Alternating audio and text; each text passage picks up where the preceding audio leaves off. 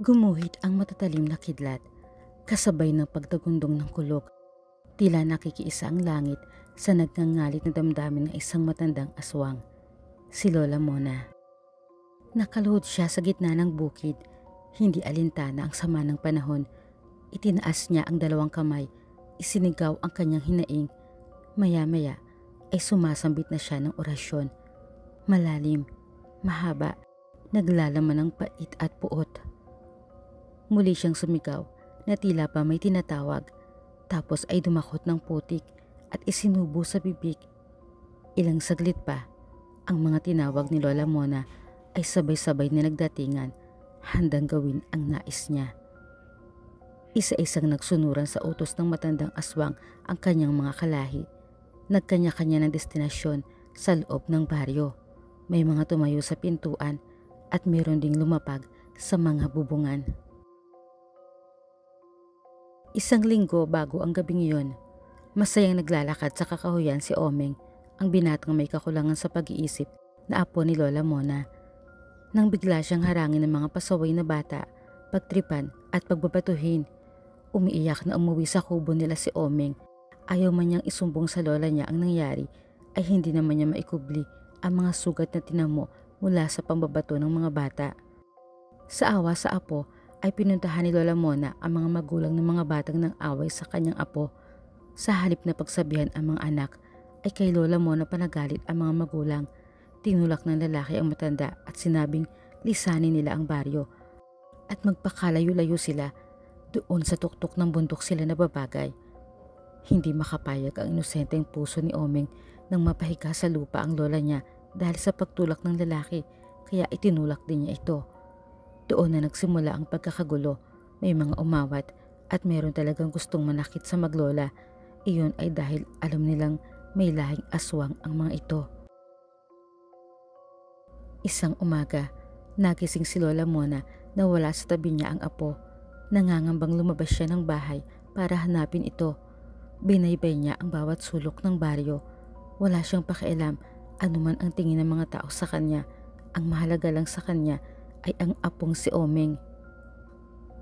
Samantala, hilakbot na hilakbot ang mag-asawang Gladys at Jake nang makita ang dugong umaagos mula sa loob ng makapal na grupo ng mga kawayan. Nang hawiin ni Jake ang loob, ay tumambat sa kanila ang nakasiksik na katawan ni Omeng doon. Wala na itong buhay. Jake, hindi sila mapapatawad ni Lola Mona. Sa likuran nila ay sumulpot na nga ang matandang aswang, titig na titig sa bulto ng mga kawayan. Marahan ang pagkakbang palapit doon habang ang mag-asawa ay unti-unting umaatras. Nang matyak na matanda ang sinapit ng binatang apo, kumuyom ang kanyang mga palad at nagpakawala ng nakapangingilabot na hiyaw. At sumapit na nga ang gabing iyon ng paghihiganti ni Lola Mona. Sa tulong ng kanyang mga kalahi, ang baryo ay binulabog na kanilang pagsalakay. Napabalikwas ng bangon sina Jake at Gladys nang magising sila sa pagkakaingay na narinig mula sa labas. Agad kinuha ni Gladys ang anak nilang nasa duyan. Si Jake naman ay sumilip sa bintana. Nanlaki ang mga mata niya nang makitang inaatake ng mga aswang ang mga tao sa loob at labas ng mga kabahayan. Hinugot ni Jake ang itak niya sa dingding.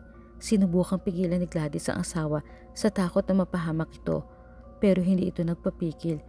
Sinabihan siyang manatili lang sa loob ng bahay at protektahan ang kanilang anak. Sa labas, tuloy sa pakikipagbakbakan ang mga aswang laban sa mga taga-baryo. Napapikit sa sobrang gulat si Gladys nang bumalandra ang nawasak nilang pinto sa pagpasok ng isang aswang, si Lola Mona. Takot na napaatras sa sulok si Gladys, karga ang kanyang sanggol. Nagmakaawa siya sa matanda na huwag silang saktan.